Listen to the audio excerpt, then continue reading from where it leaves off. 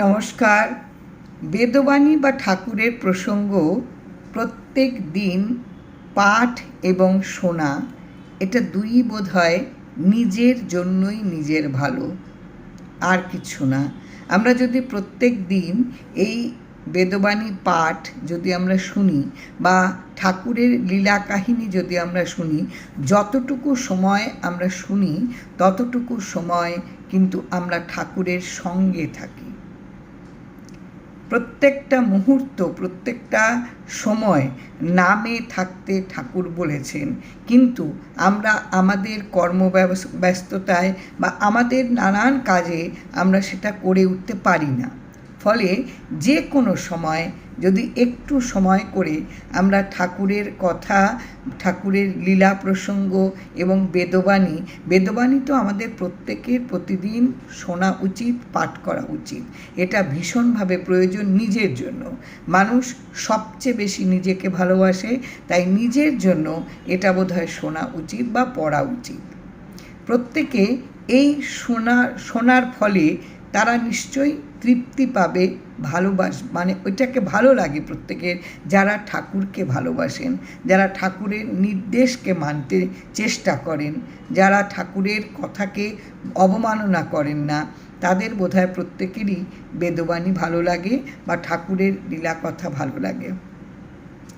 কাজেই বেদবাণী প্রত্যেকের প্রত্যেক দিন শোনা ভীষণ প্রয়োজন বা পাঠ করা ভীষণ প্রয়োজন। আজকের বেদবাণীর প্রথম খণ্ডের 335 নম্বর চিঠিটা পড়ছি। এটা 147 নম্বর পাতা থেকে চিঠিটা আমি পড়ছি। ঠাকুর আশ্রিতজনকে লিখেছেন, ঘুমাইলে কেহই থাকে না, কর্তৃত্বও থাকে না। আমরা যে সারাটা দিন কর্তা সেজে বেড়াই এবং নানান অহংকারের দাপট দেখাই, যখন ঘুমিয়ে পড়ি তখন কিন্তু আমাদের কিছুই থাকে না। না থাকে কর্তৃত্ব, না থাকে কোনো অহংকার, না থাকে আমার যে বলে আগলানোর যে একটা চরিত্র, এটাও থাকে না। আমরা যখন ঘুমাই তখন সমস্ত কিছুকে ফেলেই কিন্তু ঘুমাই, কোনোটাকে আগলে নিয়ে ঘুমাই না। কিন্তু আমরা সারা দিন এখানে চাবি দিই, ওখানে বন্ধ করি, ওটা আমার, ওটার প্রতি আসক্তি, এটা সাবধানে রাখি, এটাকে একটু আড়ালে রাখি, এই আমাদের ভেতরে কিন্তু জেগে থাকতে আমাদের ভেতরে এগুলো আছে। তার কারণ হচ্ছে আমাদের মধ্যে ভয়ঙ্কর কর্তৃত্ব, ভয়ঙ্কর কর্তা সাজার প্রবণতা। ফলটায় এগুলো থেকে কিন্তু আমরা নিজেদেরকে বিরত রাখতে পারি না। প্রতি মুহূর্তে, প্রতি সময় আমরা এই কর্তৃত্বের ফলে আমরা কিন্তু এগুলোকে নিয়ে নাড়াচাড়া করতে থাকি এবং আমার বলে আমরা সারা দিন আমরা এতেই বুঁদ হয়ে থাকি। কিন্তু যখন ঘুমিয়ে পড়ি তখন সত্যিই তো কিছুই তো আমার কাছে থাকে না। কি হচ্ছে কি হচ্ছে না, কোনটা আমার কাছে রইল, কোনটা আমার কাছে রইল না, কোথায় আমার কর্তৃত্ব, সব তো ঘুমিয়ে রইল। জাগলেই কর্তা উপাধি হয়। উপাধি হচ্ছে আমার পরিচিতি, ওটা আমি যখন জেগে উঠি তখন ওটাই কিন্তু আমাকে উপাধি, আমার কর্তৃত্ব, আমার কর্তা সাজা, এটাই আমার কাছে মেইন হয়ে দাঁড়ায়, এটাই আমার উপাধি হয়। বিভিন্ন অংশে পতিত হইয়া লোক সকল ভ্রম জালে ঘুরিয়া বেড়ায়। নানান রকম আমার কর্তৃত্ব, এই যে আমার কর্তা সাজা, এই কর্তা সাজার ফলে আমার প্রতিটি মুহূর্তকে নানান অংশে টুকরো টুকরো টুকরো টুকরো করে আমি কি করি, তাকে আমি ভাগ করতে থাকি এবং এটা আমার মনের মধ্যে বর্ষিত হতে থাকে। নানান টুকরো টুকরো অংশ, এটা আমার মনের মধ্যে বর্ষিত হতে থাকে। আর এটাই হচ্ছে আমার দুর্দশাগ্রস্ত হওয়ার প্রথম ধাপ। কর্তা সাজার ফলে আমি প্রত্যেকটা মুহূর্তকে, প্রত্যেকটা জিনিসকে আমি টুকরো টুকরো অংশ বিভিন্ন অংশে তাকে এইভাবে তার প্রতি আমি বর্ষিত হই, সেটা আমার উপর বর্ষণ করে, আমার বর্ষিত হয়, ফলে আমি দুর্দশাগ্রস্ত হতে থাকি। প্রত্যেকে কিন্তু এগুলি যদি আমরা একটু তলিয়ে ভাবি, যে আমার ভেতরে যদি কর্তা ভাব না থাকে, তাহলে আমার যা ভাবনা, আমার যা চিন্তা, আমার যা চেতনা আমাকে যেভাবে পথ নিয়ে যাবে আর আমার ভেতরে যদি কর্তৃত্ব থাকে তাহলে আমি কোন পথ দিয়ে যাব, এটা বোধহয় এখন আমাদের বোঝার বুদ্ধি কিন্তু হয়েছে। আমাদের কিন্তু এই বোধটা এসেছে যে আমি যদি কর্তা সাজি তাহলে আমার কি প্রাপ্তি, আর আমি যদি অকর্তা হয়ে রোজ বাঁচি তাহলে আমি কি পাব। কর্তা সাজা হচ্ছে সম্পূর্ণ বৃথা। কর্তা সেজে কিচ্ছু করা যায় না।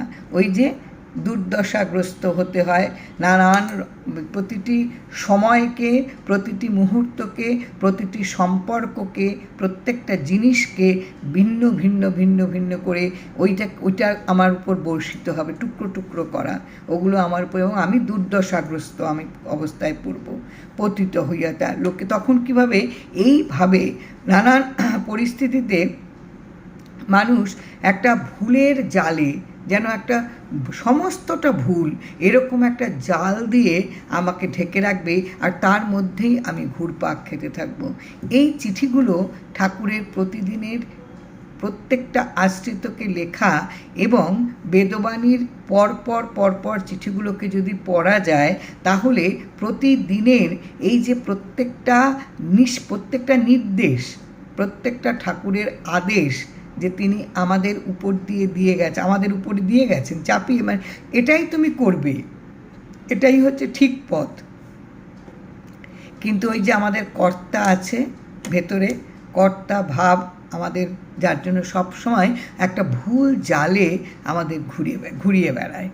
সব সময় আমাদের ভেতরে কর্তা ভাব আমাদের এত কষ্ট দেয়, এত আমাদের নানানভাবে অস্থির করে তোলে, কিন্তু আমরা জেনেও কিন্তু এখান থেকে কর্তা ভাবটাকে সরাতে পারি না।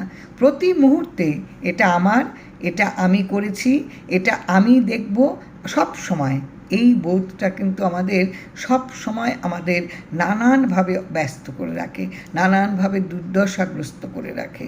এই বিভিন্ন সম্পর্ক, বিভিন্ন জিনিস, বিভিন্ন আমার সংসারের যাবতীয় সম্পর্কের মধ্যে এই যে টুকরো টুকরো টুকরো টুকরো করে ভাগের ফলে কী হয়, আমি দুর্দশাগ্রস্ত হতে থাকি,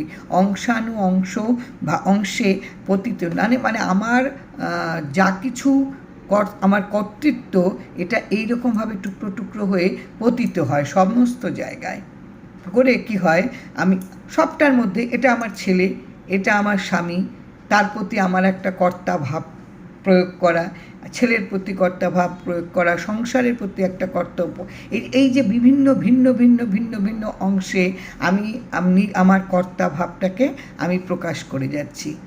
ফলে কি হয়, একটা ভুল জালে আমি ঘুরে বেরিয়ে আমার দুর্দশাই আমি আমাকে ডেকে আনি। সত্য সমান সমান হচ্ছে অখণ্ড। এটা বোধহয় এতদিনে প্রত্যেকটা চিঠির মধ্যেই প্রায় সত্য ধর্মটাকে ঠাকুর সবসময় অবলম্বন করতে বলেছেন, এর বাইরে আর কিচ্ছু নেই। সত্য হচ্ছে অখণ্ড, যা কখনো খণ্ডন করা যায় না, যার কোনো টুকরো হয় না, যাকে খণ্ড করা যায় না। নিত্য, সত্য হচ্ছে নিত্য, যা চিরস্থায়ী। অয়ন হচ্ছে আশ্রয়, এই অখণ্ড জিনিসের আশ্রয় নেয়া। দুই মিলে এই দুটো, সত্য এবং আশ্রয়, এই দুটোকে মিলে হচ্ছে সত্যনারায়ণ। নারায়ণও পড়া বেদ ইত্যাদিকেই সত্য জানিবে। নারায়ণ, বেদ, এগুলো সব হচ্ছে একেবারে সত্য, এর বাইরে আর কোনো কিচ্ছু নেই। সত্য হচ্ছে অখণ্ড, আর অয়ন হচ্ছে আশ্রয়। তাহলে সত্য আর অয়ন মানে অখণ্ডকে তুমি আশ্রয় করো, এর বাইরে তোমার আর কিচ্ছু নেই। সত্যনারায়ণকে তুমি আশ্রয় করে থাকো, বাকি সব ভুল, বাকি সব কিছু তোমাকে ভুল জালে তোমাকে আটকে রাখবে। একটু যদি ভেবে দেখি, আমরা যে কর্তা সাজি, আমরা যে কর্তা সেজে আমরা যে নানান রকমের ভূমিকা পালন করি, নিজের কর্তৃত্বকে নানানভাবে বিভিন্ন ভাগে ভাগ করে, বিভিন্ন রূপ, মানে নিজেকে বিভিন্ন রূপ ধারণ করে, বিভিন্ন অংশে ভাগ করে করে আমরা যে কর্তা ভাবটা প্রকাশ করি, এটা তো সবটা ভুল, সবটা এই আছে এই নেই। এতে আমাদের কি হয়, এই ভাবটা প্রকাশ করা আমাদেরকে কিন্তু দুর্দশাতেই পড়তে হয়। এই ভাগ করার ফলে আমাদের দুর্দশাতেই পড়তে হয়। কাজে যদি আমি কর্তা ভাবটা না রাখি, তাহলে যাদের সঙ্গে আমার সম্পর্ক সাংসারিক জীবনে, ইহজীবনে, আমার গার্হস্থ্য জীবনে, প্রত্যেকটা সম্পর্ককেই যদি আমি স্বীকার করি, এগুলো তো আমার হচ্ছে পূর্ব ঋণ শোধ করার জন্য আমি এই সম্পর্কের জালে জড়িয়েছি, এবং এই ঋণ শোধ করতে গেলে আমার যা অদৃষ্ট অনুযায়ী যা আমার কাজ, যা আমার কর্মফল, এগুলো আমাকে ভোগ করতে হবে। এগুলো ভোগ করতে গিয়ে যা যা কাজ আমার সামনে এসে পড়বে, তাতে এই যে সম্পর্কগুলো নিয়ে আমি রোজ বাঁচছি, এগুলোকে নিয়েই আমি এগিয়ে যাব। কোনোটার মধ্যেই আমার কর্তৃত্ব যেন না থাকে। এই কর্তৃত্ব আমাকে কিন্তু বারে বারে কষ্ট দেবে, আমাকে দুর্দশায় ফেলবে।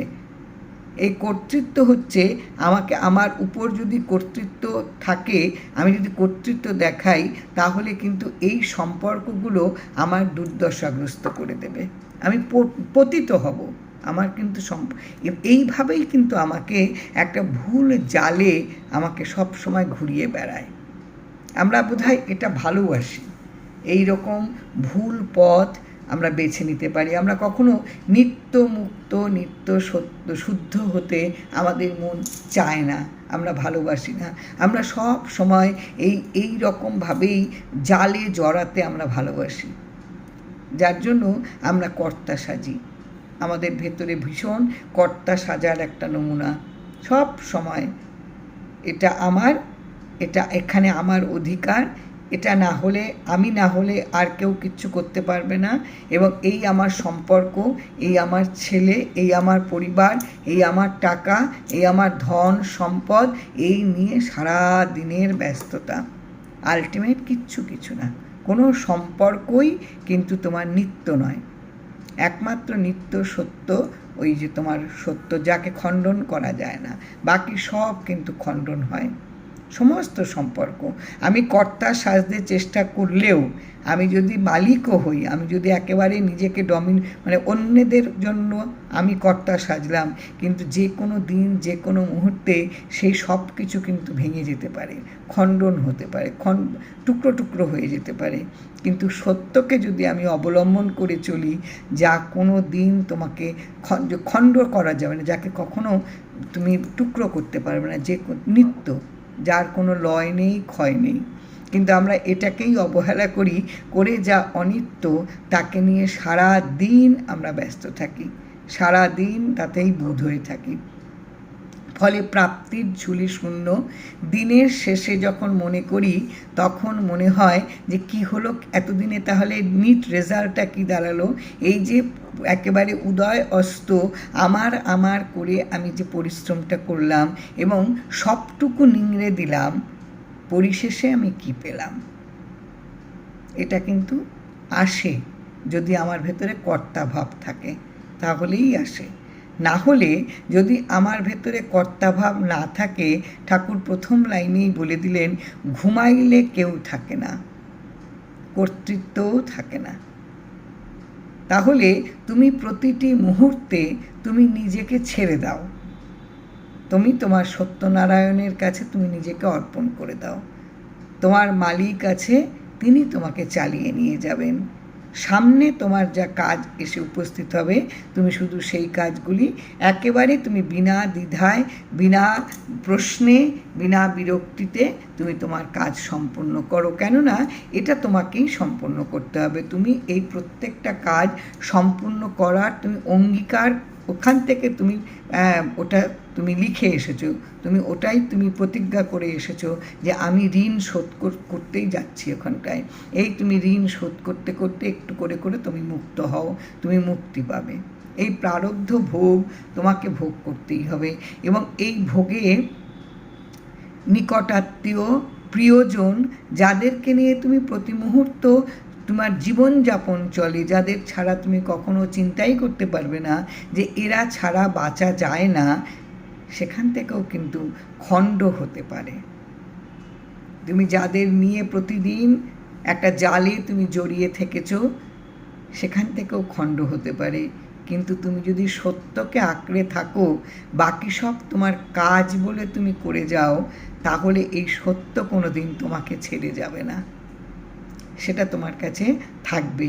অয়ন হচ্ছে আশ্রয়, এই সত্যকে তুমি আশ্রয় করে থাকো। সত্যনারায়ণ তোমাকে কখনো তোমাকে কোনো দিন ছেড়ে যাবে না, তাকে অবলম্বন করে তুমি থাকো, তাকেই তুমি সত্য বলে জানবে। এর বাইরে আর কোনো কিছু সত্য নেই। কত সহজ করে, কত সুন্দর করে ঠাকুর আশ্রিত জনেদের কাছে সঠিক পথ তিনি বলে দিয়েছেন, কিন্তু আমাদের মানতে বড় অসুবিধে। কর্তা ভাব আমরা জীবনে কোনো দিন ভেতরতে যতক্ষণ পর্যন্ত না আমরা ঘুমাবো, সত্যিকারের ঘুমাবো, ততক্ষণ পর্যন্ত আমাদের ভেতরে আসবে না।